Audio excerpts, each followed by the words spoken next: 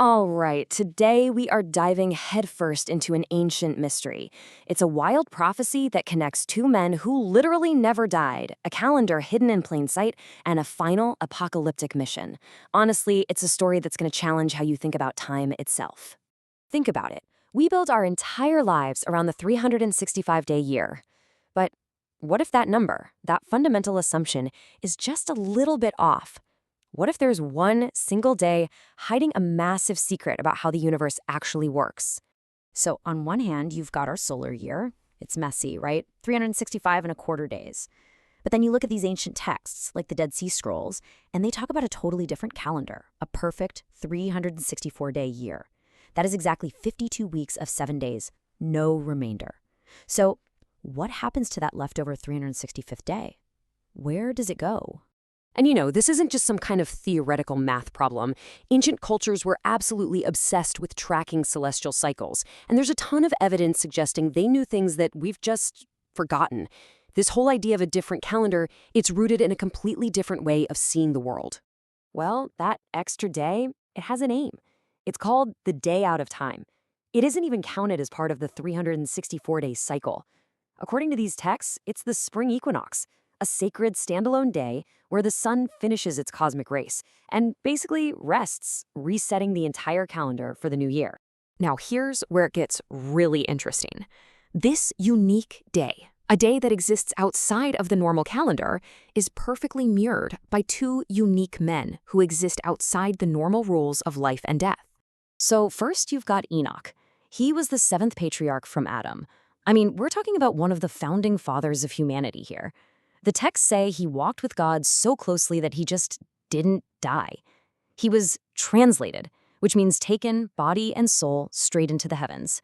There, he became the scribe of righteousness and was shown the secrets of the cosmos by none other than the archangel Uriel. And get this, he's not alone. Centuries later, the prophet Elijah the Tishbite also gets taken up, body and soul, into the heavens in a fiery chariot. So that's two men in all of recorded history who completely bypass death. The big question is, why? Why them? Well, the early church fathers, they had a pretty powerful theory about that. St. Irenaeus, a bishop from the 2nd century, he wrote that Enoch and Elijah were being preserved, kept safe in paradise, just waiting for the end of the world. Yeah, this wasn't some kind of heavenly retirement plan. They were being kept for a specific purpose. And for those early Christians who lived every day expecting the end was near, this wasn't just a fun fact, it was an active prophecy. And they were all in agreement. Enoch and Elijah have one last mission to complete here on Earth.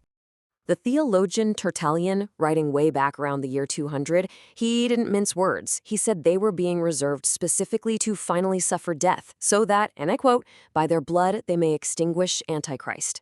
Their whole purpose is to come back for one final confrontation. And it gets even more specific. One of his contemporaries, Hippolytus of Rome, he connected them directly to that final apocalyptic week of prophecy.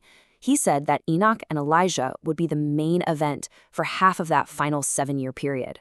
And just so you don't think this was some passing idea, fast forward 5 whole centuries, St. John of Damascus reaffirms this ancient tradition, writing that yes, Enoch and Elijah will be sent back, they will preach their message, and they will ultimately be killed by the Antichrist. For the early church, this wasn't some fringe theory. It was a core part of their end times belief. So what does this all point to? Well, this prophesied mission identifies them directly as two legendary figures from the book of Revelation, the two witnesses. 1,260. That's how many days they're prophesied to return.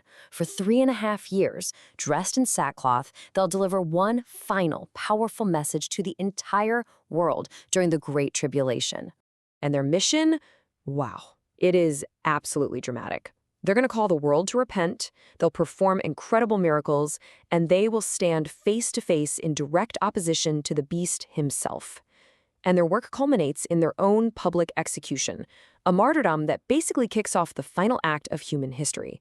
But okay, to really get a handle on these prophets and what they're all about, we have to understand the cosmos they come from, because it operates on a completely different clock, a divine mechanism. So, our 24-hour day? The Book of Enoch basically calls it a worldly Babylonian invention, an artificial time matrix. But the true divine time, the rhythm that was revealed to Enoch by an archangel, it's based on a day of 18 hours. And this celestial system, it is incredibly detailed. A divine day has 18 hours. Each of those hours has 80 minutes, and time is marked by the sun and moon passing through 6 celestial gates in the east and 6 in the west. It's a complete alternative cosmology. According to these texts, this isn't just a different way of counting things. This is the actual operating system of the heavens, the true pulse of creation.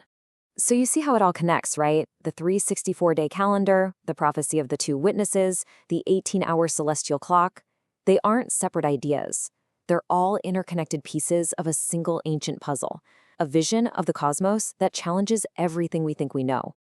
Look, if you want to go way deeper into all this, and trust me, there's a lot to explore, you have to check out the site Enoch Watch. It's got these incredible interactive models of the celestial clock, deep dives into the ancient texts. It lays out this entire cosmic system for you. Which really leaves us all with one final and kind of unsettling question. If there is a divine clock, a true time ticking to a completely different rhythm, what does it mean that we are all living our lives inside the Babylonian one? What might we be missing? Are you living in true time?